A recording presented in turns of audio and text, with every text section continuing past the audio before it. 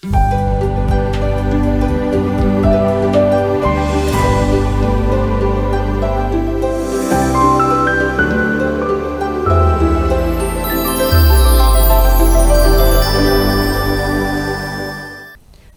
నమస్కారం. ఈనాటి సత్యదర్శనం కార్యక్రమానికి స్వాగతం, సుస్వాగతం. సత్యంతో జీవించడం కోసం మనం ఎన్నో అద్భుతమైన విషయాలు అద్భుతమైన మాస్టర్ల ద్వారా పుస్తకాల ద్వారా తెలుసుకుంటూ వస్తున్న మిత్రులారా, నేటి సత్యదర్శనంలో మానవ జీవితంలో యోగా మౌన ధ్యానం యొక్క ప్రాముఖ్యత ఏంటి అనేది ఈనాటి ఎపిసోడ్ ద్వారా తెలుసుకోబోతున్నాం. ఈ జ్ఞానం మనకు అందించడానికి మనతో పాటు ఉన్నారు శ్రీరామ శివదత్త సాయి పీఠం కందుకూరులో స్థాపించి వారి యొక్క ఈ ఆత్మ జ్ఞాన యోగా విశేషాలన్నిటినీ అందరికీ బోధిస్తూ ఉంటారు శ్రీ శ్రీ శ్రీ ఆత్మానంద స్వామీజీ వారు. వారితో మాట్లాడి ఈ అద్భుతమైన విషయాలు తెలుసుకుందాం. నమస్కారం స్వామీజీ. నమస్తే అండి. స్వాగతం మీకు. ఏ స్వామీజీ, ముందుగా మీరు ఎంతో ఎన్నో సంవత్సరాల సాధన చేశాను అని చెప్పారు కదా, ముందుగా అసలు యోగా అంటే ఏంటి స్వామి? శ్రీ గం గం గణపతే నమః, శ్రీ గం గం గణపతే నమః, శ్రీ మాత్రే నమః, శ్రీ మాత్రే నమః, శ్రీ మాత్రే నమః. గురు బ్రహ్మ గురుర్ విష్ణు గురుర్దేవో మహేశ్వరః, గురు సాక్షాత్ పరబ్రహ్మ తస్మై శ్రీ గురువే నమః. యోగా నేను దాదాపు 10 మంది యోగా గురువుల దగ్గర 40 సంవత్సరాల క్రితమే సాధన చేసి ఈ యోగాలో జ్ఞానాన్ని సంపాదించడం జరిగింది. యోగా అంటే ఉపరితలము లేదా కలయిక లేదా కలపటం అనమాట. కలయిక కలపటము తర్వాత ఉపరితలం అనవచ్చు. సందర్భాన్ని బట్టి మనం యోగా నిర్వచనం ఉపయోగించుకుంటాము. యోగాలో మనకి 2007 క్రీస్తు పూర్వం 2007 సంవత్సరాల క్రితము ప్రారంభించబడింది యోగా. యోగా అనేది ఒక మతానికి సంబంధించింది కాదు, ఏ మతానికి సంబంధించింది కాదు. పతంజలి యోగా శాస్త్రం అనేది మనకు ప్రామాణిక గ్రంథం. దాంట్లో నుంచి యోగా తీసుకోబడింది. ఈ యోగాలో మనకి 5-6 రకాలు ఉన్నాయి. ఒకటి హఠయోగం ఉంది, జ్ఞానయోగము, కర్మయోగము, భక్తి యోగము, ధ్యాన యోగము, రాజయోగము, జ్ఞానయోగము. ఇట్లా యోగాన్ని విభజించడం జరిగింది. అవి సంస్కృత పదాలుగా. హఠయోగం అంటే ఆసనాలు మనం తయారు చేసుకుంటూ హఠయోగాన్ని సాధన చేయొచ్చు. అట్లనే రాజయోగం అంటే ధ్యాన యోగం కిందకు వస్తుంది. రాజయోగం అంటే ధ్యాన యోగం వస్తుంది. జ్ఞానయోగం జ్ఞానానికి సంబంధించి కూడా యోగా ఉపయోగపడుతుంది. కర్మయోగం అంటే పనులు చేయడం, కర్మయోగం కూడా. తర్వాత భక్తి యోగం, భక్తి సాధన ద్వారా భక్తి యోగాన్ని సాధన. ఇట్లా 5 రకాలుగా విభజించడం జరిగింది. మళ్ళీ యోగాలో మనకి 4 రకాలు ఉన్నాయి. ఒకటి యోగాలో మొదట ఫిజికల్ ఎక్సర్సైజులు, అంటే బాడీని మనం సన్నద్ధం చేయడానికి. ఈ బాడీ మొత్తం ఒకేసారి ఎట్ ఏ టైం మనం యోగాసనాలు ప్రాణాయామాలు చేస్తే తట్టుకోలేదు. హఠయోగాలు కాకుండా ఫిజికల్ ఎక్సర్సైజ్ వేరే స్టార్టింగ్ అంటే ఫిజికల్ ఎక్సర్సైజ్ అంటే వార్మప్స్. మనం ఏంటంటే ఈ బాడీని దానికి సన్నద్ధం చేయటం. శరీరం ఒక్కసారి మనం సన్నద్ధం చేయకుండా ఏదైనా చేస్తే శరీరం రిసీవ్ చేసుకోదు అనమాట.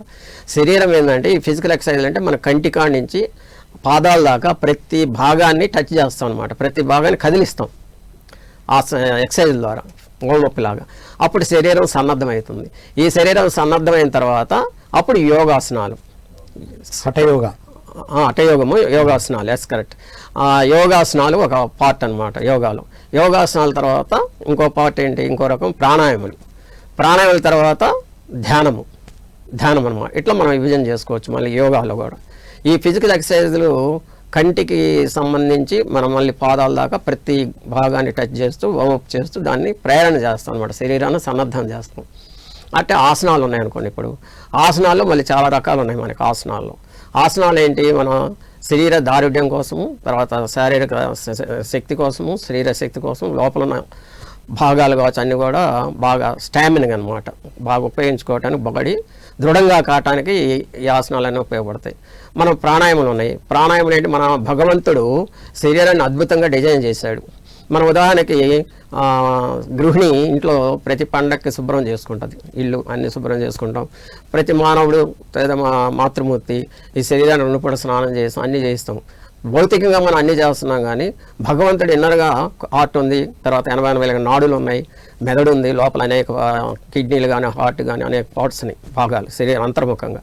కానీ మనం మిగతా భౌతికంగా 2 పూట స్నానం చేస్తున్నాము, ఇంటిని శుభ్రం చేసుకుంటున్నాం. ఇప్పుడు బైక్ ఉంది సార్ ఉదాహరణకి, లేదా కారు ఉంది, 6 నెలలకు ఒకసారి మనం సర్వీస్కి ఇస్తాం.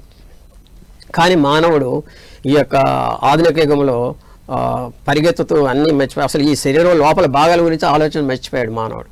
ఈ శరీర లోపల భాగాలను అద్భుతంగా భగవంతుడు సృష్టించడం జరిగింది. మరి ఈ శరీర భాగాలను ఎవరు శుద్ధి చేస్తున్నారు? మనం వదిలేసిన కాంచి బెడ్ కాఫీతో మొదలు పెడితే రాత్రి నిద్రపోయిన దాకా ఆహారం తీసుకుంటున్నాం, కానీ లోపల జీర్ణక్రియ కానీ ప్రక్రియ కానీ పేగులు కానీ ఇవన్నీ కూడా లోపల ఉన్న ఇన్నర్ పార్ట్స్ అనమాట, ఇన్నర్ భాగాల్ని ఎవరు శుద్ధి చేయట్లా. మనం ఆసనాల ద్వారా ఇంత చెప్పాం, వామప్ కానీ ఫిజికల్ ఎక్సర్సైజ్ కానీ భౌతికంగా మనం శారీరక దృఢత్వాన్ని సాధించుకుంటున్నాం యోగాసనాల ద్వారా కావచ్చు, ఫిజికల్ ఎక్సర్సైజ్ ద్వారా. కానీ ఇన్నర్ పార్ట్స్ని శుద్ధి చేయాలంటే ఎట్లయితే మనం హౌస్ని ఇట్లా శుభ్రం చేసుకుంటున్నాం, కార్ని అని కూడా క్లీన్, ప్రాణాయామం ఒక్కడే దానికి మార్గం. ప్రాణాయామం ద్వారా మనం లోపల భాగాన్ని శుద్ధి చేసుకోవచ్చు. కానీ మానవుడు ఎప్పుడు కూడా అసలు ఆలోచనే చేయట్లా ఈ భౌతిక సుఖాలకి. తర్వాత భౌతికమైన టైం లేదంటాం, బిజీ షెడ్యూల్. యోగా డే వచ్చిన తర్వాత జూన్ 21 అండి, అదే యోగా డే వచ్చిన తర్వాత నుండి వీటి పట్ల ప్రాముఖ్యత పెరిగిందా? పెరిగిందండి. మనకు ఒకప్పుడు ఉంది, కాకపోతే ఒకప్పుడు ఏంటంటే మనకి ఇంత టెక్నాలజీ లేదండి. ప్రాచీన కాలంలో హఠయోగం ఉంది, ఋషులు చాలా వరకు యోగా సాధన చేసి చాలా శక్తులు కూడా సంపాదించారు. ధ్యానం ద్వారా హఠయోగ ద్వారా చాలా శక్తులు సంపాదించారు యోగా ద్వారా. ఇది ఒక చోట నుంచి ఇంకోటి గాలి లేగట్టడం, అది యోగా సాధన లేదా. మళ్ళీ ఇప్పుడు మనకి మహాభారతంలో దుర్యోధనుడు లాస్ట్లో భీముడికి ఇద్దరికి జరిగేటప్పుడు జలస్తంభనం అనే యోగా ద్వారా ఆయన అడుగున నీళ్ళలో దాక్కుంటాడు దుర్యోధనుడు, చాలాసేపు బయటికి రాడు. అది యోగా సాధ్యం అనమాట. కొంతమంది నీటి మీద తేలుతుంటారు, అది కూడా ప్రాణాయామం బంధించిన ద్వారా నీటి మీద తేలవచ్చు మానవుడు.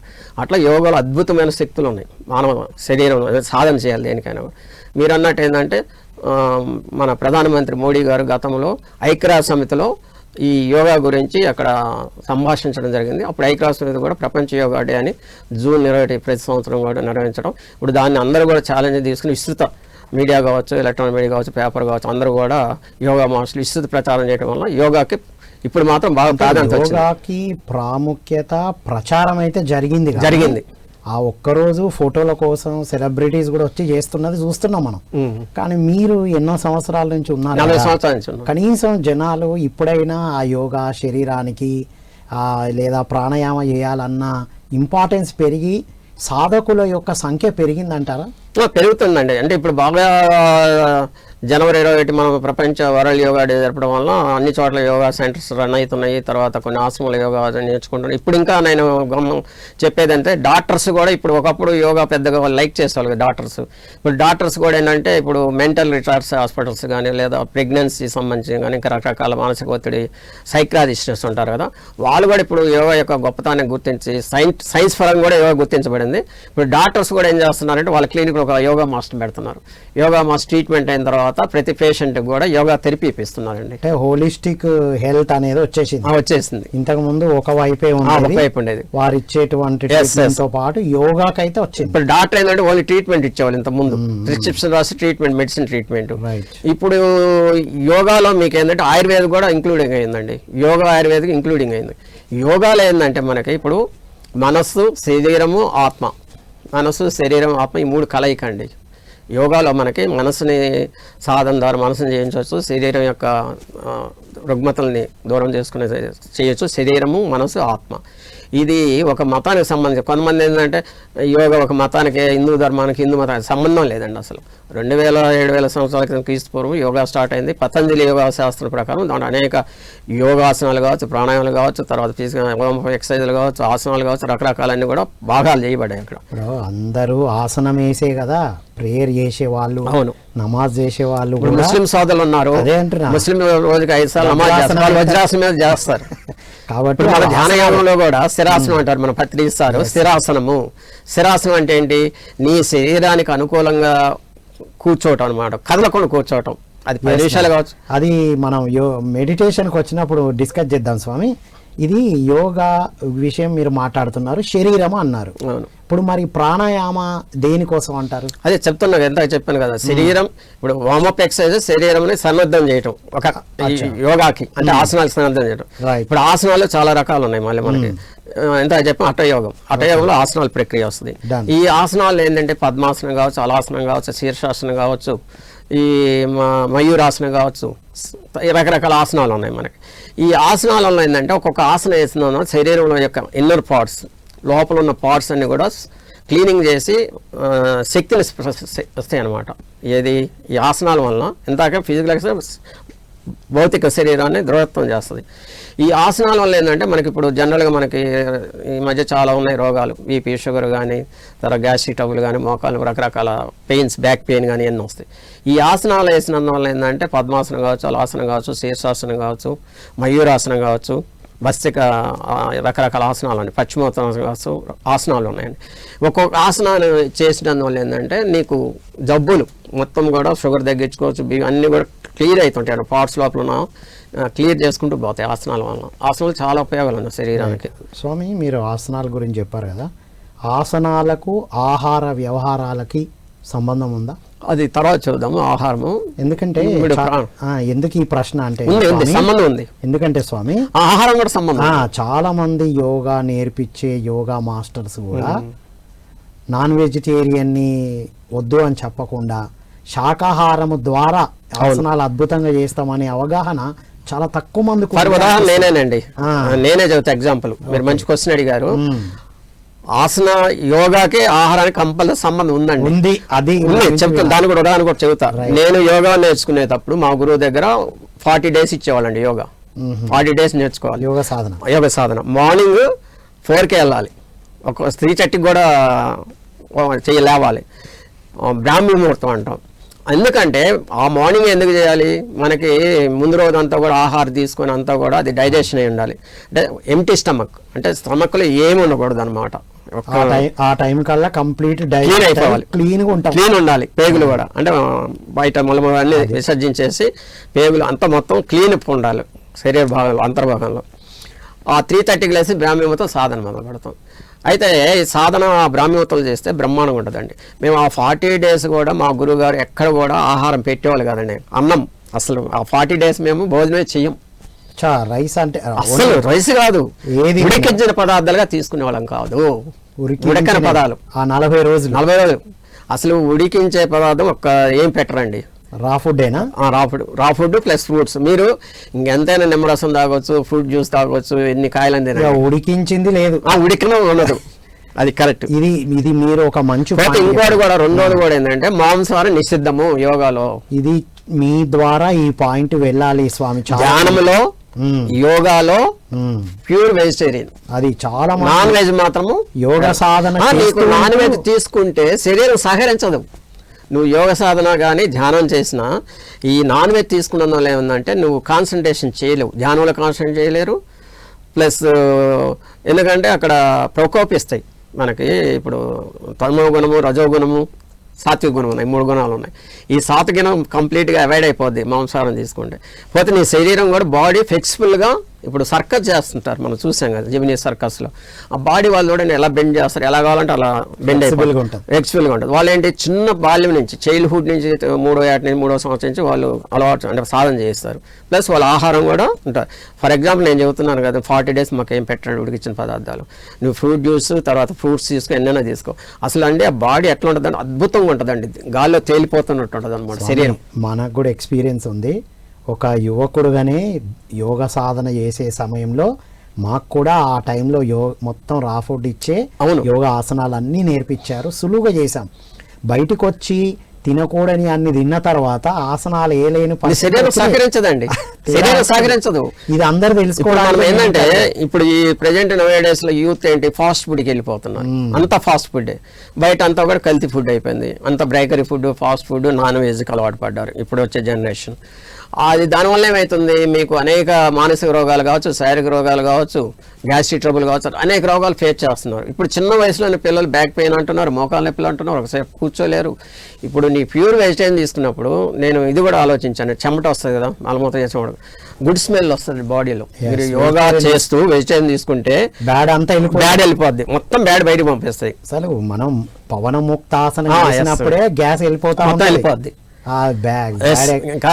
స్వామి, మరి ఇప్పుడు కొంతమంది చెప్పండి యోగ సాధన మంచిదని, ప్రాణాయామం మంచిదని తెలుసుకొని ఇటు యానిమల్ ఫుడ్ తింటూ సాధన చేయలేదండి, ఫలితాలు ఉంటాయా? ఫలితాలు ఉండవు. ఒకటి ప్లస్ చేయలేరు పూర్తిగా సాధన. ఇప్పుడు మనం యానిమల్ ఫ్యాట్ తీసుకుంటుంటే బాడీ సహకరించదండి, బలంతో చేయాలి. బలంతో చేయాల్సి వస్తుంది బాడీని, అంటే కష్టపడి చేయాలి. చేసినా కూడా రిజల్ట్ ఉండదండి. నీకు ఇది మంచి ఇక్కడ ఒక మనకి రిజల్ట్ 10% వస్తుందేమో, అదే ప్యూర్ వెయిట్ 100% రిజల్ట్ ఉంటుందండి శరీరానికి. మీ నుంచి అల్టిమేట్ పాయింట్ చెప్పారు స్వామి. ఇదే అందరికి తెలియాలి. చాలా మంది యోగా మాస్టర్లతో మనం మాట్లాడితే మేము అన్ని నేర్పిస్తాం చేస్తాం కానీ మేము అప్పుడప్పుడు తీసుకుంటాం అనేది వినపడ్డది. అది రాంగ్ అండి. అది మీ నుంచి రాంగ్, తీసుకోకూడదు. అల్టిమేట్ స్వామి ఉపయోగం లేదు అది. సో బాడీని దాటాం. ఇక ప్రాణాయామ, ప్రాణాయామాలు రకాలు ఉన్నాయండి. ప్రాణాయామంలో చాలా రకాలు ఉన్నాయి. ప్రాణాయామం అసలు దేనికి ఉపయోగపడుద్ది అంటే, నేను ఇంత చెప్పాను కదా, ఇదేం భౌతిక శరీర భాగాలకు అన్నిటికీ ఆసనాలు కావచ్చు, ఫిజికల్. ప్రాణాయామం ఇన్నర్ పార్ట్స్ శుద్ధి చేస్తుందండి. లోపల పేగులు కానీ, హార్ట్ కానీ, ఊపిరితిత్తులు కానీ, మన లోపలికి వెళ్ళే ఆక్సిజన్, కార్బన్ డైఆక్సైడ్ బయటికి పంపించేసి ప్రాణాయామం అంటే ఏంటి? జీవశక్తి లేదా ప్రాణశక్తి. ప్రాణాయామం అంటే ప్రాణము అంటే జీవశక్తి అండి. జీవం ఉంటేనే కదా 84 జీవరాశుల్లో జీవశక్తి కానీ ప్రాణశక్తి అంటారు. ప్రాణాయామం అంటే నిరోధించడం, అంటే దాన్ని కంట్రోల్ చేయటం అనమాట. ప్రాణశక్తిని కంట్రోల్ చేయడం. ఇప్పుడు ప్రతి మానవుడు కూడా ప్రాణశక్తి ఏంటి? ఆక్సిజన్ కదా. ఆక్సిజన్ ఉంటేనే జీవిస్తాడు. ఈ ప్రాణాల ద్వారా ఏంటంటే మీకు 84,000 నాడులు ఉంటాయండి లోపల మనకి. ఈ 84,000 నాడులకి ఆక్సిజన్ ఫ్లూయెంట్గా వెళ్ళాలి. మనం ఏంటి? ఆక్సిజన్ తీసుకుని CO2 వదులుతాం, కార్బన్ డైఆక్సైడ్ బయటకు వదులుతుంటాం. ఎప్పుడైతే ఈ ప్రాణాయామాల సాధన ద్వారా మనకి ప్యూర్ ఆక్సిజన్ వస్తుంది శరీర భాగాలు అన్నిటికీ, విత్ మెదడు కూడా. ఈ ఆక్సిజన్ కంప్లీట్గా అన్ని లోపల ఇన్నర్ పార్ట్స్కి అందినప్పుడే మనకి, కొంతమంది చూడండి కూర్చుంటే మోకాలు పెట్టేస్తున్నాయి, తిమ్మిరి వచ్చేస్తుంది, కూర్చుంటే లేవలేరు. దేనికని? అక్కడ ప్రాణశక్తి అనేది ఆ పార్ట్స్ ఫ్లో కావట్ల.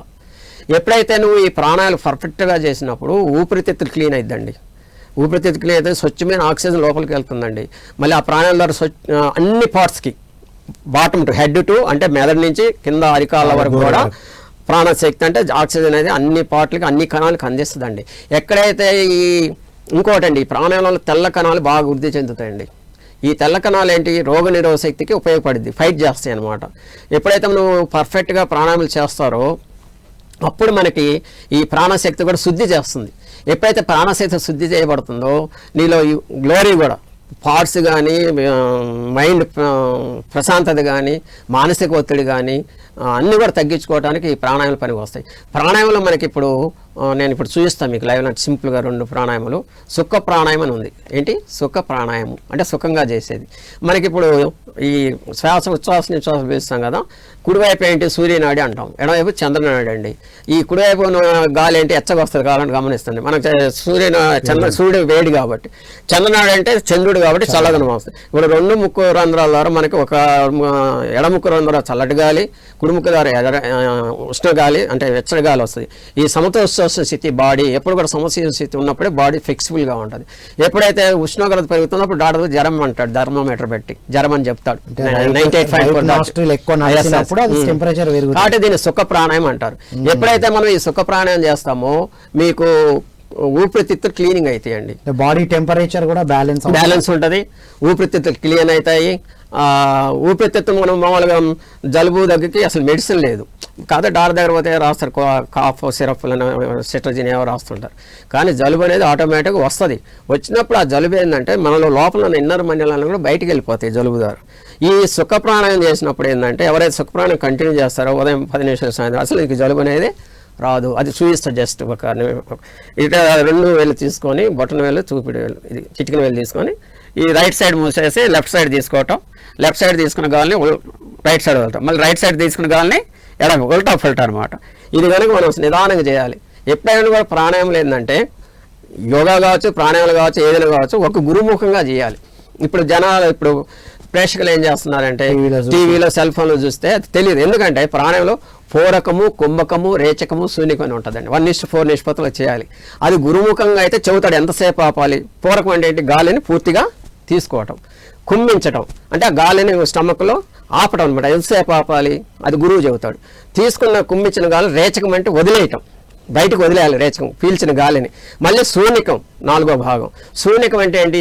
తీసుకున్న గాలి స్టమక్లో శూన్యం అయిపోతుంది అనమాట. అంటే పూరకము, కుంభకము, రేచకము, శూన్యకము. ఇది పద్ధతి ప్రాణాయామం చేసే పద్ధతి. తీసుకొని ఆపడం, అది వదిలి ఆపటం, దాన్ని శూన్యకం అంటారు చివరిది. ఇది ఒక గురుముఖంగా చేసి కరెక్ట్గా చెబుతాడండి. మనం యూట్యూబ్లో, టీవీలో చూస్తే చాలా ప్రాబ్లమ్స్ కూడా ఫేస్ చేయాల్సి వస్తాయి. సైడ్ ఎఫెక్ట్స్ కూడా వస్తాయి డెఫినెట్. అది తెలియాలి అందరికీ. ఇదేనే కదా, ఈ విద్యనే కదా, యోగ విద్యనే కదా.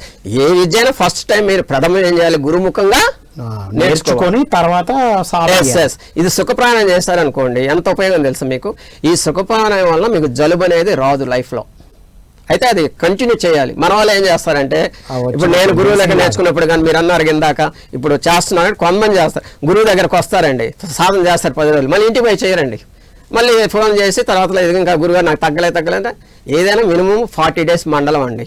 ఏ సాధన అయినా కూడా 40 డేస్ చేయాలి. ఏదైనా కూడా అది ఏ సబ్జెక్ట్ కావచ్చు, యోగా కావచ్చు, ఇంకోటి ధ్యానం కావచ్చు, ఏదైనా 40 డేస్ చేయాలి. మినిమం 40 డేస్ రిజల్ట్ వస్తుంది. మన వాళ్ళు ఏంటి ఒక వారం వేసి 10 సార్లు నేను ఆయనతో కలిసి నడిచేటప్పుడు చాలామంది వస్తారు, సార్ నేను 3 సంవత్సరాలు చేశాను, 4 సంవత్సరాలు చేశాను, 5 సంవత్సరాలు చేశాను, మళ్ళీ కుదరలేదంటారు ధ్యానం. అన్ని సంవత్సరాలు చేసి ఎంత కుదరదు. అంటే ఇప్పుడు మీరు తెలుసుకున్నది ఏంటి, ఇప్పుడు పత్రిసార్ సబ్జెక్ట్ కూడా విన్నారు, మీ సాధనలో ఉన్నారు అంటే, ఇప్పుడు ధ్యాన సాధనకు వచ్చి కూడా మళ్ళీ ఎందుకు ఆపుతున్నారంటే ఈ శరీరము మనస్సుని ఇంకా జయించలేదంటారా? మీరేం గమనించారు స్వామి? వాళ్ళు సాధనలో పరిపక్వత రాకపోవడం కారణం ఏంటంటే, పరిపక్వత కారణం సాధన అవాయిడ్ చేస్తున్నారు. నా దగ్గరకు వచ్చే శిష్యులు చాలా మంది ఉంటారు, టైం లేదంట. టైం ఎందుకు ఉండదు? టైం ఉంటుందండి. మనది టైం ఎమర్జెన్సీ వచ్చినప్పుడు టైం అనేది మనం చేతిలో ఉందండి. టైం షెడ్యూల్ అనేది కాలచక్రం మన కోసం ఆగదండి. కానీ మనం చేసే ప్రణాళిక వేసుకోవాలి, ఒక టైం టేబుల్ వేసుకొని. ఇప్పుడు నేనున్నాను, ఎన్నో కార్యక్రమాలు చేస్తాను, ఆధ్యాత్మిక కార్యక్రమాలు, ధార్మిక కార్యక్రమాలు, యోగాసనాలు, మళ్ళీ వృత్తిపరంగా అన్నీ చేస్తాను. మరి టైం షెడ్యూల్ నేను చేసుకుంటున్నాను కదా. ప్రతి మానవుడికి టైం ఉంటుంది. నా దగ్గరికి వచ్చే శిష్యులంతా కూడా టైం లేదంటారు, ధ్యానం చేయడం టైం లేదంటారు, ఏ సాధన చేయడం టైం లేదంటారు. టైం లేదు కరెక్టే, కానీ ఈ షెడ్యూల్ అంటారు. సిక్ అయినప్పుడు ఒక 10 రోజులు సిక్కనప్పుడు హాస్పిటల్ 10 లక్షలు వదిలించుకోవాలి కదా. అదే నేను అంటాను, ధ్యానము యోగా ప్రాణాయామం చేస్తే నువ్వు హాస్పిటల్కి వెళ్ళాల్సిన పని లేదు. మ్యాక్సిమం చాలా వరకు నువ్వు అవాయిడ్ చేసుకోవచ్చు, ఏది మెడిసిన్స్ కానీ హాస్పిటల్ కానీ. కాబట్టి ఈ ప్రాణాయామంలో ఏంటంటే మీకు చెప్పిన సుఖ ప్రాణాయామం, తర్వాత బ్రాహ్మరీ ప్రాణాయామం ఉంది. ఈ బ్రాహ్మరీ ప్రాణాయామం చేసినందువల్ల ఏంటంటే ఈ గొంతులో ఉన్న కఫం, మన చనిపోయేతోడు కఫం ఏర్పడి, చనిపోయేతోడు యమధర్మ కఫం ఏర్పడి ఊపిరాడికి చచ్చిపోవాలి.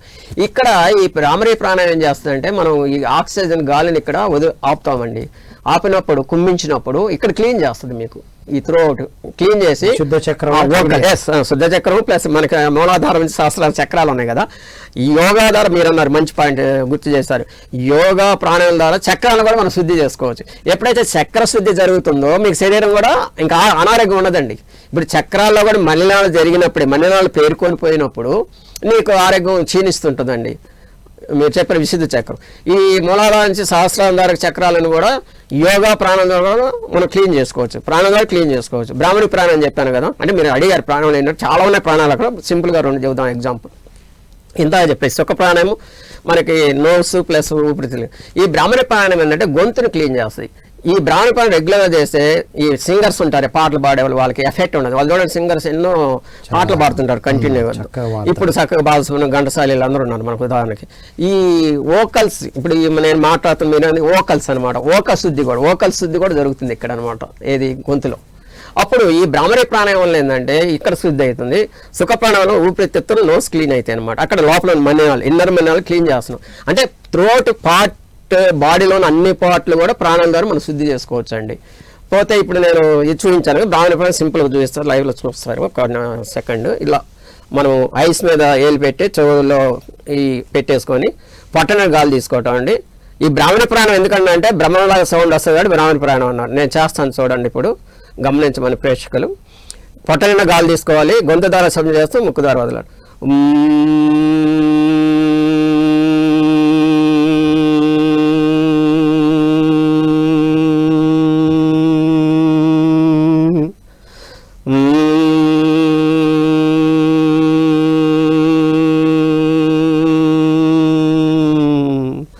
అంటే ఇక్కడ బ్రహ్మలాగా సౌండ్ వస్తుంది కదా, ఎస్ అండి. చెవుల్లో 2 ఫింగర్స్ పెట్టుకొని ఈ కళ్ళ మీద ఇట్లా పెట్టుకొని ఇలా అంతే పొజిషన్.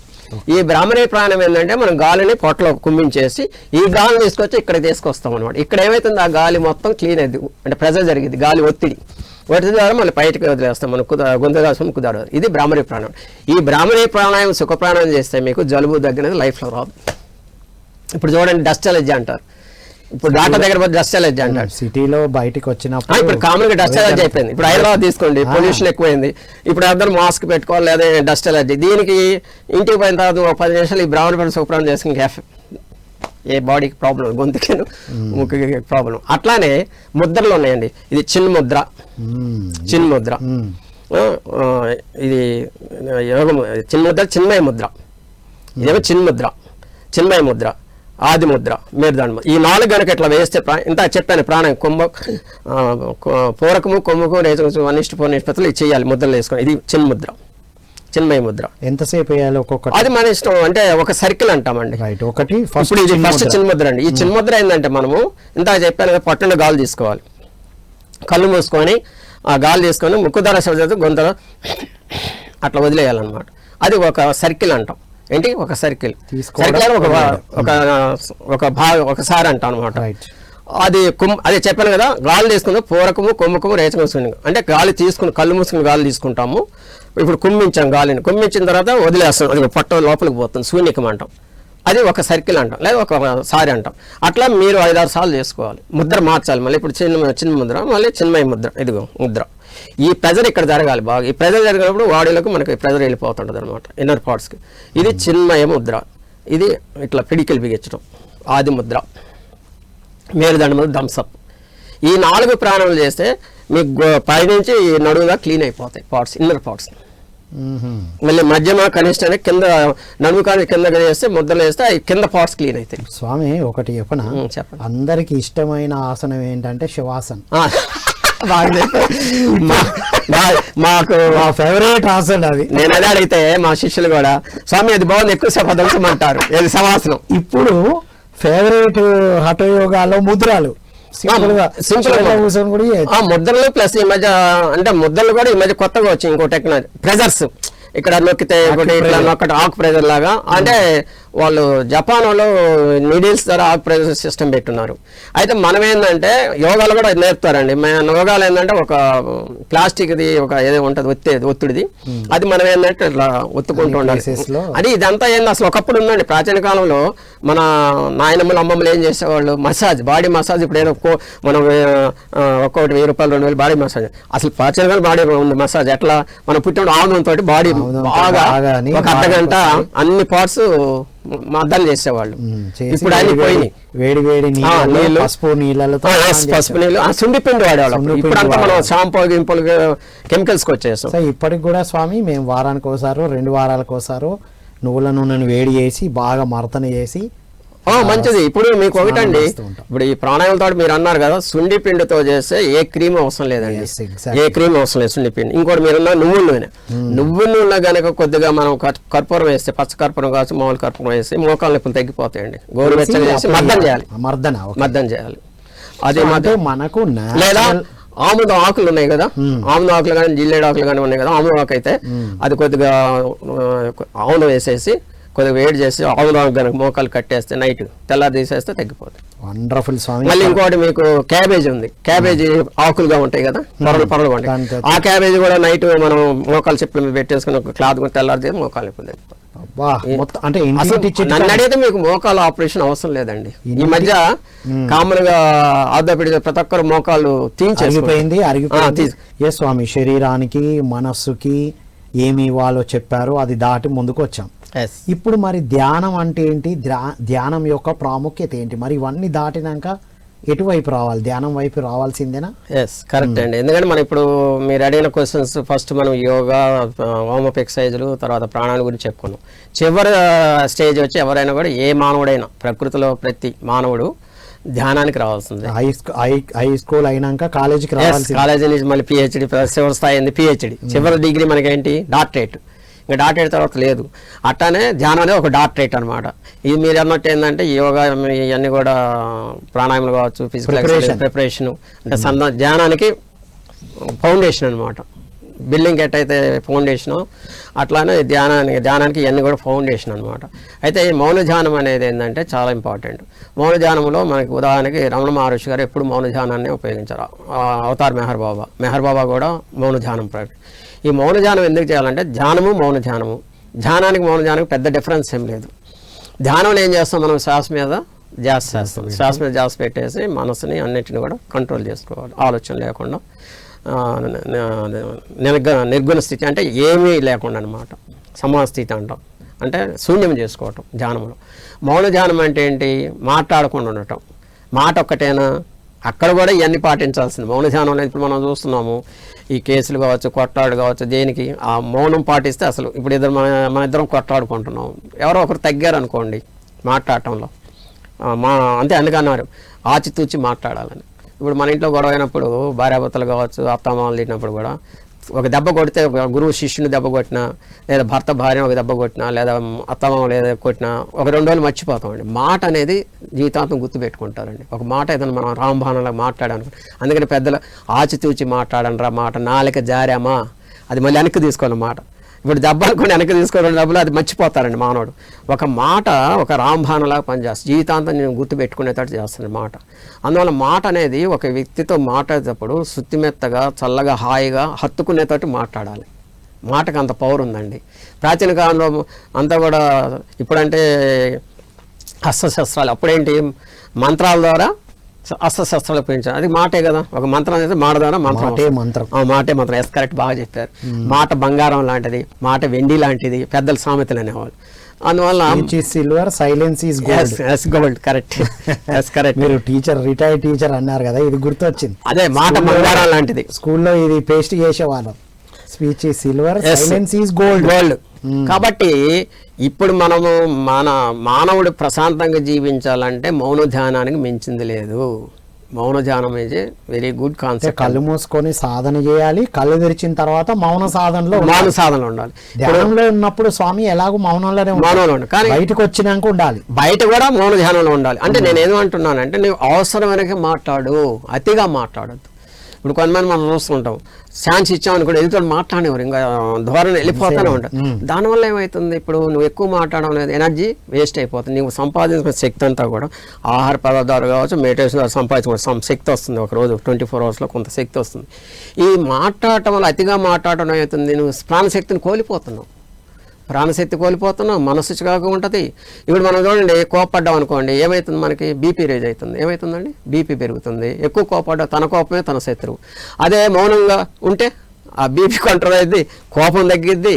అదే పెద్దలు చెబుతారు, కోపం వచ్చినప్పుడు పక్కకి వెళ్ళిపో. ఒక 2 భార్యాభర్తలు కోపడుతున్నా, లేదా 2 ఫ్రెండ్స్ కోపడుతున్నా, ఏదైనా మాట్లాడుతున్నా, ఒకరు డౌన్ అయ్యారనుకోండి, సపోజ్ భార్య భర్తను తిడుతున్నారు, భార్య అసలు పక్కకి వెళ్ళిపోయింది, పక్క రోజు పేచేది, ఎంతసేపు తిడతాడు మొగుడు చెప్పండి, ఎంతసేపు తిడతాడు? వన్ సైడ్ ఏంది రియాక్షన్ ఉంటే కదా. మీరు అంటే రియాక్షన్ వండర్ఫుల్ పాయింట్ చెప్తున్నారు స్వామి. ఒక పాయింట్ చదివాం నిన్ననే, మీరు ధ్యాన సాధన చేసి అన్ని జయించాను అనుకుంటే, ఎన్లైటన్మెంట్ వచ్చింది అనుకుంటే, పోయి సంసారంలో ఉండండి, కుటుంబ సభ్యులతో జీవించండి, మీ ఎన్లైటన్మెంట్ ఎంత వచ్చిందో మీరు తెలుసుకుంటారు అని చదివాము. అవును, కరెక్ట్. కానీ ఇప్పుడు మన వాళ్ళు మీరు అన్నారు కుటుంబ సాధనలు ఉండాలండి. ఇప్పుడు చాలా మంది, నేను ఎక్కడ హిమాలయపర్వతం అది వాళ్ళ వ్యక్తిగత, మనం విమర్శించడం లేదు. కానీ పరమాత్మ ఏం చెప్పాడంటే భగవద్గీతలో, నువ్వు కుటుంబంలో ఉంటూ మనసా వాచా కర్మను నా వైపు మనసు మళ్లించమంటాడు, అప్పుడే నీకు మోక్ష మార్గం ఇస్తానంట. కొంతమంది ఏంటంటే కుటుంబానికి దూరం ఉండి మోక్ష సాధన చేస్తుంది, అది వాళ్ళ వ్యక్తిగత డిజైన్, అది మనం ఎవరు అంటానికి లేదు. కానీ భగవంతుడు చెప్పింది ఏంటంటే, నువ్వు సంసార బంధంలోని కష్ట సుఖాలు అనుభవిస్తూ మనసా వాచా కర్మ నా వైపు మనసు అర్పణ చేస్తేనే నీకు మోక్ష మార్గం ఫుల్ఫిల్ చేస్తానని చెబుతాడు భగవంతుడు. కాబట్టి ఇక్కడ ఏంటంటే, మనము మౌన ధ్యానం అనేది చాలా, మౌన ధ్యానం వల్ల ఏంటి, మీకు మానసిక ఒత్తిడి జరిగిద్దండి, మనసు ప్రశాంతంగా ఉంటుందండి. తర్వాత అంటే బీపీ, షుగర్ ఇవన్నీ కూడా కంట్రోల్ అయిపోతాయండి మానసిక ఒత్తిడి పోతే. నేను గమనించింది, కోపం వచ్చినప్పుడు, తన కోపం ఎక్కువ వెళ్ళినప్పుడు ఏమవుతుందంటే, ఈ మెదడు మీద, నర్వస్ సిస్టమ్ మీద పనిచేస్తానండి. కోపడినప్పుడు ఎక్కువ మాట్లాడినా కూడా హార్ట్ బీటింగ్ కూడా మీకు విపరీతం కొట్టుకుంటుందండి. హార్ట్ బీటింగ్ నేను ఎంత చెప్పినది, ప్రాణశక్తి ప్రాణాయంలో హార్ట్ బీటింగ్ కూడా మనం కంట్రోల్ చేసుకోవచ్చు అండి. మహాత్ములు అప్పుడు 10,000 సంవత్సరాలు తపస్సు చేశారు, 5,000 సంవత్సరాలు తపస్సు చేశారు, 1000 ఎట్లా చేశారు? ఈ హార్ట్ బీటింగ్ని వాళ్ళు కంట్రోల్ పెట్టుకుని, ప్రాణశక్తిని కంట్రోల్లో పెట్టుకుని మహాత్ములు ప్రాచీన కాలంలో, హఠయోగంలో వాళ్ళు లైఫ్ స్పాన్ కూడా పెంచుకున్నారండి. 1000 సంవత్సరాల లైఫ్ స్పాన్ పెంచుకొని, మనం ఇప్పుడేంటి వృధా ఖర్చు చేసుకుంటున్నాం. ఏది ఎనర్జీ, బాడీలోనే ఎనర్జీని మాటల ద్వారా శక్తిని మొత్తం కోల్పోతున్నాడు మానవుడు. మీకు అవసరం ఏముంది, అవసరమైన మాట్లాడాలి, కానీ మనం ఏం చేస్తున్నాము, విపరీతంగా మాట్లాడేస్తాము. మనకు సంబంధించిన విషయాలు కూడా, వేరే విషయాలు కూడా విపరీతంగా మాట్లాడేస్తాం. కొంతమంది 2 ఫ్రెండ్స్ రాజకీయాల గురించి, కొంతమంది లేదా లోక విషయాల గురించి. నేనంటాను, ఇక్కడ మౌన ధ్యానం పాటిస్తే, రమణ మహర్షి ఉన్నాడు, రమణ మహర్షి ఎప్పుడు కూడా ఒకే క్వశ్చన్, ఆయన దగ్గర ఎవరు పోయినా కూడా నువ్వు తెలుసుకొని రా, ఈ అమ్మాయి అయిపోయింది, లైఫ్ సరిపోద్ది. ఆయన ఒకటే డైలాగ్ వేస్తాడు, ముందు నువ్వు తెలుసుకొని రా. అసలు ఎవరు అయితే అసలు ఎప్పుడు మౌనంగా ఉంటాడు. మౌనం ద్వారా వాళ్ళకి సూచనలు ఇస్తుంటారు, సిగ్నల్ చేస్తారు. అంటే మౌన ధ్యానం వల్ల ఏంటంటే నీకు ఇక్కడ ధ్యానంలో ఏంటంటే మనము ఉచ్ఛ్వాస నిశ్వాసాలను గమనిస్తే ధ్యాన ప్రక్రియ చేస్తాము. నేను మౌన ధ్యానం వల్ల ఏంటంటే ఇంకోటి కూడా అండి, మంత్రోచ్చారణ కూడా అంటే గుళ్ళల్లో పూజలు తప్పదు, వాళ్ళు పబ్లిక్గా అంటే వినపడేటట్టు చేయాలి. కానీ నేనంటాను, నా అనుభవం ద్వారా నేను నేర్చుకుంది, మంత్ర సాధనలు కానీ పూజ సాధన కానీ ఇంట్లో చేసేటప్పుడు లోపల ఇన్నర్గా మౌనంగా నువ్వు సాధన చేస్తే శక్తి పెరిగిద్దండి, పవర్, ఎనర్జీ వేస్ట్ కాకుండా ఇంకా నీకు పవర్ బాడీలో పెరుగుద్ది అనమాట. మంత్ర సాధన ఓం నమః శివాయ ఉంది, లేదా ఓం నమో వెంకటేశ్వర ఉంది, బయటికి కాకుండా ఉచ్చారణ బయటికి కాకుండా ఇన్నర్గా మనసుకి అనుసంధానం చేసి లోపల కనుక నువ్వు మంత్ర సాధన చేస్తే నీకు పవర్ఫుల్ వస్తుంది, బాడీ బాగా గ్లోరీ పెరుగుతుంది, బాడీ ఎనర్జీ పెరుగుతుంది, శక్తి పెరుగుతుందండి. అంటే బయటికి ఎక్స్ప్రెస్ చేయకూడదు ఏది కూడా. స్వామి కొంతమంది ఇప్పుడు యోగ సాధన ప్రాణాయామ సాధన కొన్ని సంవత్సరాలు చేసిన తర్వాత చెప్పండి ఇంకా నెక్స్ట్ లెవెల్ ఏంటి అంటే ఆత్మకు అనుసంధానం కదా.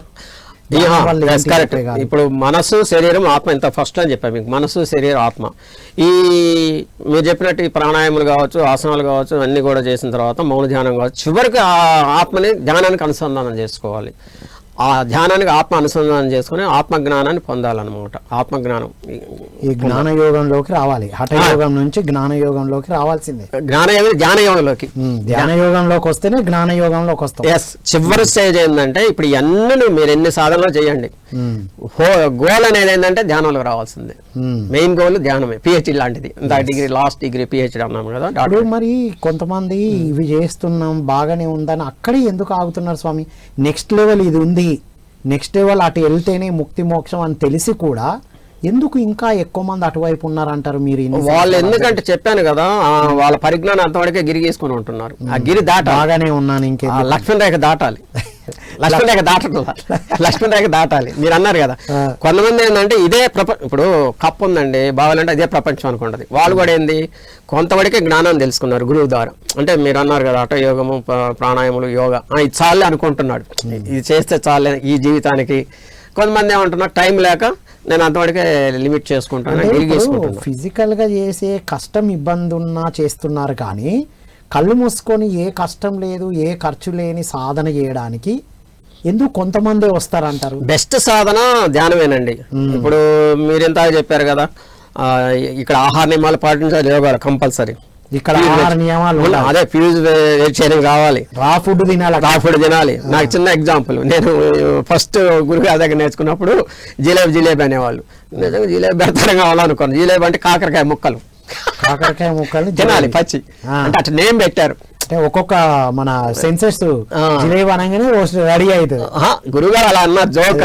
అంటే నేను నిజంగా జిలేబీ పెడతారు అనుకున్నా క్లాస్కి వెళ్తే, ఫస్ట్ క్లాస్కి వెళ్ళినప్పుడు. తీరా చూస్తే గురుగారు జిలేబీ పెట్టినాయని ఇక్కడ వాటికి మేము అలా పేరు పెట్టాం, కాకరాయ ముక్కలు పచ్చి తినాల్సిందే. అక్కడ యోగాలో ప్యూర్ వెజిటేరియన్లో వచ్చాయండి, మీరు అన్నారు కదా శాఖ మొత్తం కూరగాయ ముక్కలేనండి, అన్ని కూరగాయ ముక్కలు తినాల్సిందే. సొరకాయ, బీరకాయ, బెండకాయ, దొండకాయ అన్ని పచ్చి కూరగాయ ముక్కలు తినాల్సిందే.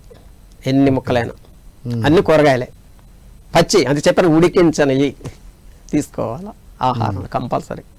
ఇష్టం ఉన్నా లేకపోతే ఇందాక మీరు అన్నారు కదా అది. అందువల్ల ఏంటంటే ధ్యానం అనేది ఏంటంటే మీరు చెప్పింది కరెక్టే, ధ్యానం లేని కళ్ళు మూసుకుని కూర్చోవటమే. కానీ కూర్చోలేడు కదా, ఎందుకంటే ఇంత శిరాసనం అన్న యోగాలో యోగాసనం అంటారు. శిరాసనం అంటే ఏంటి? మాకు యోగా నేర్చుకునేటప్పుడు ఒక ఆసనం 1 అవర్ వేయాలండి, అప్పుడు ప్రావీణ్యం వచ్చినట్టు చెప్పారు గురుగారు మాకు. 1 అవర్ కదలకుండా, పద్మాసనం కావచ్చు, శవాసనం అంటే ఈజీ లేండి. శవాసనం అంటే కష్టం, 1 అవర్ పనుకోవాలి కదా కదలకుండా. ఏ ఆసనమైనా మా గురుగారు 1 అవర్ వేయించేవాళ్ళు మా చేత. నేను నేర్చుకున్న గురుగారు 1 అవర్ నేను వేసేవాడిని. 1 అవర్ ఉంటే దాన్ని ప్రావీణ్యత వచ్చిందని చెప్పాలి గురుగారు. కాబట్టి ఇక్కడ ధ్యానం అనేది ఏంటంటే లైఫ్లో చివరి గోల్ అండి.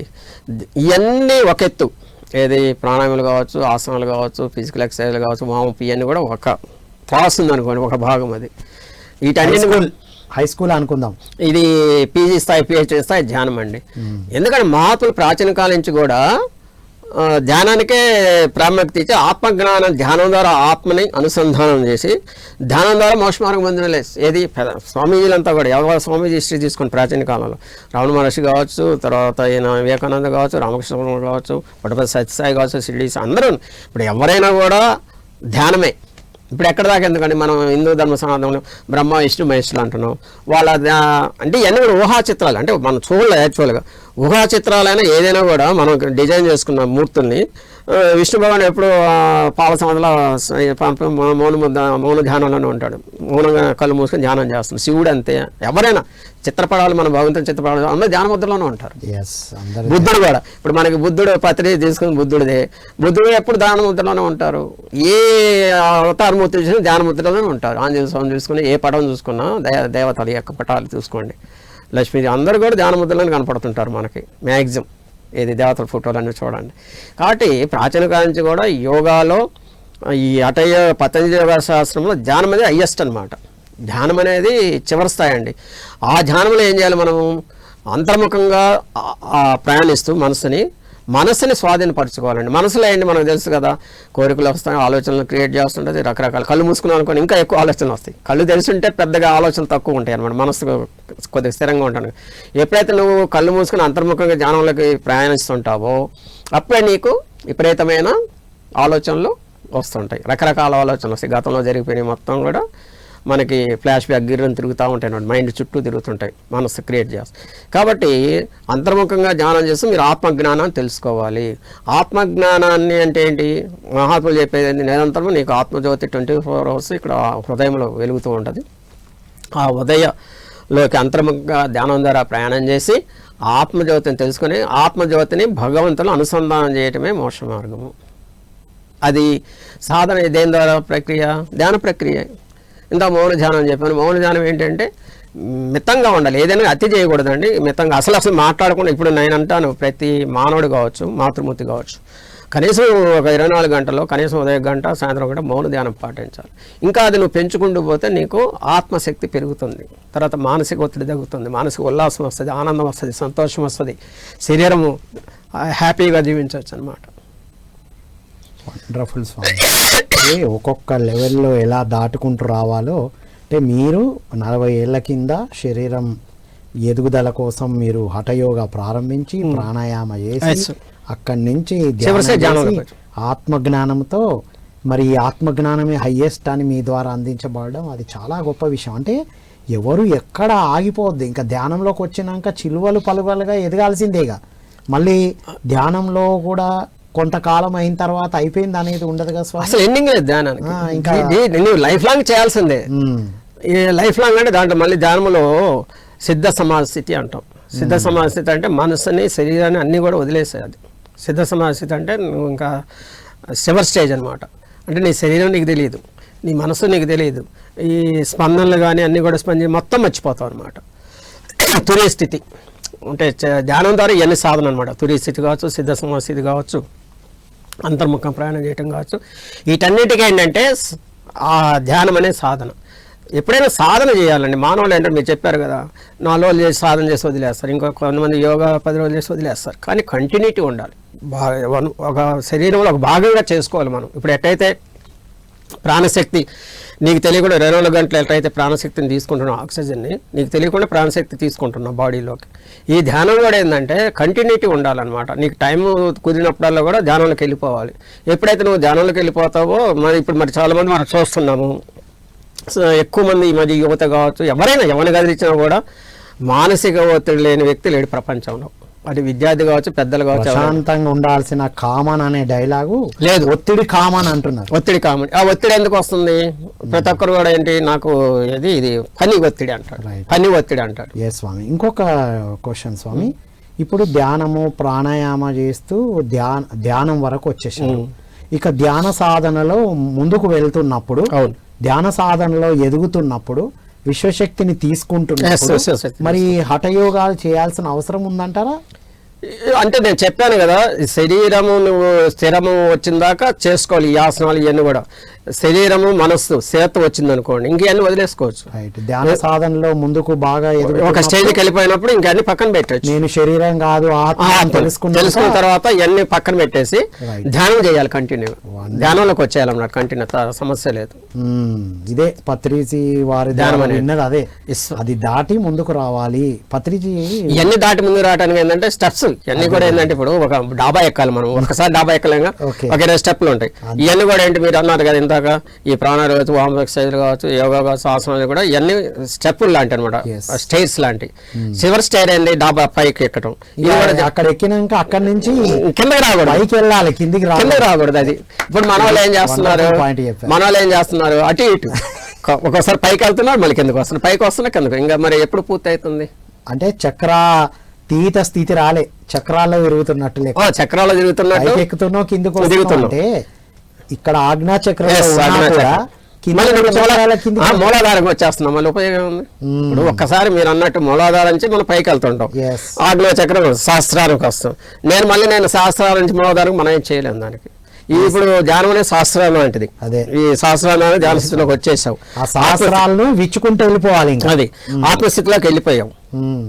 అది చివరి స్టేజ్ ఇది ఆత్మస్థితిలో నుంచి ధ్యానం Yes. ధ్యానం ద్వారా ఆత్మస్థితిలోకి పోవటం ఈ ధ్యానం అనేది అనుసంధానం ఆత్మస్థితి ఆత్మ జ్ఞానాన్ని తెలుసుకునేది సాధన అనమాట ధ్యానం అనేది నువ్వు ఆత్మస్థితిలోకి వెళ్ళి జ్ఞానాన్ని తెలుసుకున్న తర్వాత మళ్ళీ నేను ఎల్కేజీ చదువుతానంటే ఎట్ట డాక్టరేట్ పిహెచ్డీ చాలా బాగా చెప్పారు స్వామి. నిజంగా మీ ద్వారా ఈ సత్యాలు నిజంగా అందరికి అందించబడాలి స్వామి. ఇప్పుడు మీ దగ్గర కూడా ధ్యాన సాధన చేస్తున్న వాళ్ళు ఉన్నారు ధ్యాన సాధన చేస్తూ అన్నిటి నుంచి అంటే మేము ముక్తి ఇంకొకటి స్వామి, చెప్పండి. ముక్తి సాధించాను అని ఎట్లా తెలుస్తుంది స్వామి? ముక్తి సాధించనేది చెప్పాను కదా ధ్యానంలో ఆత్మస్థితి భగవంతుడి మీద మనసు అది ఎవరికి వాళ్ళు అనుభవించాలండి అంటే బయటికి ఎవరు చెప్పడానికి లేదు, వర్ణించడానికి లేదు గురువు చెప్పరుగా. నేను చాలా మంది గురువులు వేసాను ఆయన గురువులు అన్నారు ఏమన్నారు గురువులు నేను ఎప్పుడు ఇది అడుగుతాను మీరు వేసిన క్వశ్చన్ అడుగుతా ఎవరికి వాళ్ళు అనుభవించాలని చెబుతా ఇంకోటి పత్రిజీ ఏమన్నారంటే సరే ఎట్లా తెలుస్తుంది సార్ ఎన్లైటెన్ అయినప్పుడు అంటే ఎన్లైటెన్ అయినాక తెలుస్తుందా అన్నారు. అదే నేను చెబుతాను ఇప్పుడు ఎవరు మీరు అన్నట్టు కరెక్ట్ అండి ఏ గురువుని అడగండి మనం ఏ గురువుని కలిసినా నువ్వు భగవంతుని చూసావా లేదా ఆత్మస్థితికి వెళ్ళావంటే వాళ్ళు ఒకటే చెబుతారు ఇది నువ్వు అనుభవించాలి నాయన ఒకటి చేస్తే అది అనుభవించే తత్వం కాదు నువ్వు అనుభవిస్తే ఆనందం తెలుస్తుంది ఆత్మస్థితి తెలుస్తుంది భగవంతుని చూస్తే ఇప్పుడు రామకృష్ణ పరమహంస అడుగుతాడండి వివేకానంద అడుగుతాడు నువ్వు అమ్మవారిని చూసావా అని చూశాను రా అని చెబుతాడు రామకృష్ణ పరమహంస వివేకానంద నాకు చూపించు అంటాడు వివేకానంద స్వామీజీ రామకృష్ణ గురువు ఉన్నాడు గురుగారు అప్పుడు ఏమంటారు ఆయన చూపించవచ్చు శక్తి ఉంది ఆయన కానీ ఆయన ఏం చేస్తాడు ఇవన్నీ కుదరదు నువ్వు వెళ్ళి అమ్మవారి దగ్గర కూర్చొని సాధన చేసి నువ్వు అడుగు దర్శనం చేసుకో ఆ అనుభూతి ఆనందాన్ని నువ్వు అనిపించుకొని రామకృష్ణ పరమహంస చెబుతాడు శిష్యుడికి అది పరంపర గురు శిష్యుల పరంపర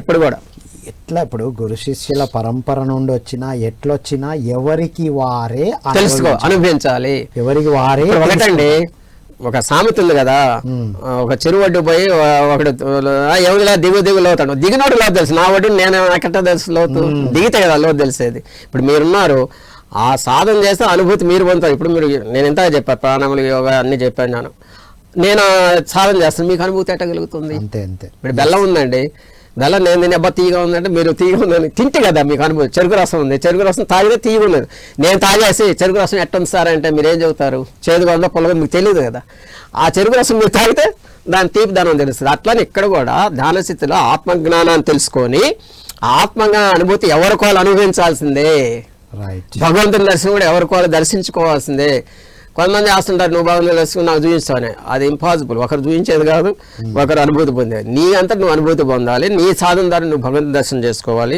అదేమి ధ్యాన ఆత్మచిత్ ద్వారా తెలుసుకొని అనుభూతిని అనుభవించాలి చక్కని సత్యాలు చెప్తాను అంతేగాని మీ కష్టము ఇప్పుడు కష్టం వచ్చిందండి నేను అనుభవిస్తే మీ కష్టం తీరిపోద్దా కష్టమైన అజ్ఞానమైన ఆనందమైన ఎవరికి వారే అనిపించాలి అంతే కర్మ సిద్ధాంతం అంతే కర్మ వస్తుంది మళ్ళీ మీరు చెప్పిన ఈ 3 పాయింట్లు కర్మ సిద్ధాంతం అంటాం ఆ కర్మ సిద్ధాంతం ఎవరి కర్మ వాళ్ళు అనుభవించాలి మీ కర్మ నేను అనుభవించాలి అందరూ అట్టే చేస్తారు సార్ కర్మ వాళ్ళు నేను అనుభవించే కర్మ అది ఇంపాసిబుల్ ఒకరి కర్మ ఎవరు తీసుకోరు అనుభవించలేరు ఎవరి కర్మ వాళ్ళే అనుభవించి తీరాలి ఆకలి వాళ్ళే తీర్చుకోవాలి ఎవరి అజ్ఞానపు బాధ వాళ్ళే తీర్చుకోవాలి ధ్యానం ద్వారా చివరికి ధ్యానమే మౌన ధ్యానం కావచ్చు యోగాన్ని కూడా మళ్ళీ మనం అక్కడికి రావాల్సిందే ఏది పిహెచ్డి స్థితికి రావాల్సిందే అనమాట అల్టిమేట్ స్వామి చివరగా మీ మెసేజ్ ఇవాళ నేను చెప్పేది ఏంటంటే నేను ఈరోజు మన పిఎంసి ఛానల్ ద్వారా పత్రిజీ ఆశీస్సుల ద్వారా నేను చెప్పేది ఏంటంటే ప్రతి మానవుడు ఆరోగ్యంగా జీవించడం నా కోరిక ఆరోగ్యంగా ఆనందంగా సంతోషంగా మానసిక ఒత్తిడి తగ్గించుకొని యోగ సాధన తర్వాత ఈ నేను చెప్పాను కదా, ఈ ప్రాణాయామం యోగ సాధన చేసుకుంటూ ఒక స్థాయికి వచ్చిన తర్వాత వీటన్నిటిని వదిలేసి ధ్యానం, అల్టిమేట్ ధ్యానం స్థితిలోకి నిరంతర ధ్యాన ప్రక్రియ కొనసాగించాలి. పత్రిజాస్యం ఇది నిరంతర ప్రక్రియ సాధన చేస్తూ, ధ్యాన సాధన చేస్తూ, శాకాహారాన్ని భుజిస్తూ సంపూర్ణ ఆరోగ్యవంతుడిగా జీవించాలి. ఆరోగ్యమే అహోభాగ్యం. ఆరోగ్యంలో నువ్వు ఎంత సంపాదించినా ఎంత చేసిన ఉపయోగం ఉంది? కోటీసులు ఇప్పుడు ఏం తింటున్నారు? రాగి జావ దాసం, రాగి సంకటి తింటున్నారు. అన్ని కోట్లు సంపాదించుకోవడం ఉపయోగం ఉంది. మనం చూస్తున్నాం మనం ఇతరులు. కాబట్టి అల్టిమేట్గా నేను మన ప్రేక్షకులు, ధ్యాన ప్రేక్షకులందరూ కూడా పిఎం శ్యామరావు చెప్పేది ఏంటంటే ఆరోగ్యమే మహాభాగ్యము. ఆరోగ్యాన్ని కాపాడుకోండి, మానసిక ఒత్తిడి తగ్గించుకోండి, ఆందోళన తగ్గించుకోండి, సంపూర్ణ ఆరోగ్యవంతులుగా జీవించాలి. ప్లస్ ధ్యానాన్ని జీవితంలో వదిలిపెట్టద్దు. జీవితాశయం ధ్యానం, జీవితాంతం ధ్యానం చేయండి చేయండి చేయండి. థ్యాంక్ యూ స్వామీజీ. అద్భుతమైన విషయాలు, స్టెప్ బై స్టెప్ ఎదిగే విషయాలు అందించారు. Thank you so much. నమస్తే. సో ఇది మిత్రులారా, విన్నాం కదా, నేను శరీరము అన్న స్థాయిలో హఠయోగాలు చేస్తూ, మరి హఠయోగా మాత్రమే శరీరానికి ఇస్తే సరిపోదు కదా, లోపలున్న పార్ట్స్కి క్లీనింగ్ జరగాలి. దానికి ప్రాణాయామ సాధన, శరీరంతో పాటు మనసు శుద్ధి జరగడం, ఆ తర్వాత ధ్యాన సాధన. కళ్ళు మూసుకొని శ్వాస మీద ధ్యాసతో ధ్యానం చేస్తున్నాం, బాగానే ఉంది, అయినా ఇంకెందుకు ఇబ్బందులు ఉన్నాయి అని దానికి అద్భుతమైన సొల్యూషన్ ఇచ్చారు గురుజీ. ఏంటది? మౌన ధ్యానము. బయటికి వచ్చినాక కూడా అనవసరమైన మాటలు లేకుండా ఉంటేనే అద్భుతంగా ఉంటాము. సో మనం ఆరోగ్యంగా, ఆనందంగా ముక్తి సాధించాలంటే హయ్యెస్ట్ ధ్యానం అనేది వారి నుంచి తెలుసుకున్నాం. కాబట్టి ఇలా ధ్యాన సాధనతో అద్భుతంగా జీవించాలని కోరుకుంటూ, వారు కోరుకున్నట్టు ప్రతి ఒక్కరూ ఆనందము, ఆరోగ్యము, ముక్తి కేవలం ధ్యానం ద్వారా, శాకాహారం ద్వారానే వస్తున్నాయి అనేది వారి ద్వారా ప్రపంచమంతా అందిస్తున్నారు. వారు రిటైర్డ్ టీచర్ కూడా మనకి ఏమాత్రం కనబడట్లేదు, యంగ్ అండ్ డైనమిక్గా కనబడుతున్నారు. 63 years కానీ ఒక 28-30 లాగా కనబడుతున్నారు. నేను డైరెక్ట్ చూస్తున్నా కాబట్టి ఇదంతటికి ధ్యానమే కారణం అని వారు చెప్తున్నారు. శాకాహారము ధ్యానంతో అలా ఉన్నారు. మనందరం కూడా సాధ్యమే అని కోరుకుంటూ మరొక కార్యక్రమంలో మళ్ళీ కలుద్దాం. అంతవరకు సెలవు. Thank you all.